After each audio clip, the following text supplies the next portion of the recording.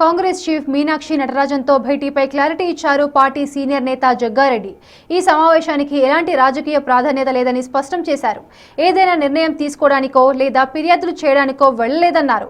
గ్రామ స్థాయి నుంచి హైదరాబాద్ వరకు పార్టీ నాయకులు కార్యకర్తలందరినీ సమన్వయం చేయాల్సిన అవసరం ఉందని సూచించినట్లు తెలిపారు.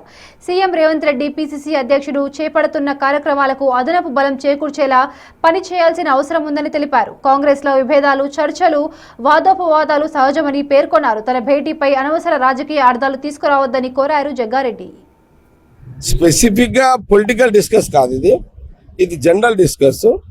జగ్గారెడ్డి అనే వ్యక్తికి ఒకరి మీద చెప్పే అలవాటు లేదు, దానికి చెప్పి టైం కిల్ చేయాలి నేను, అది నా అలవాటు. కాంగ్రెస్ లా కొట్లాడుకోకపోతే టెన్షన్ పడాలి, కానీ కొట్లాడుకుంటే టెన్షన్ ఏముంది? అది ప్రాబ్లం కాదు. కాంగ్రెస్ లో కొట్లాడుకుంటేనే అన్ని బయటకు వస్తాయి. ఆ గల్లలు పట్టుకున్నా, కొట్టుకున్నా, కొట్టుకుంటారు, తిట్టుకుంటారు, మళ్ళీ అర్ధగంట కలుస్తారు.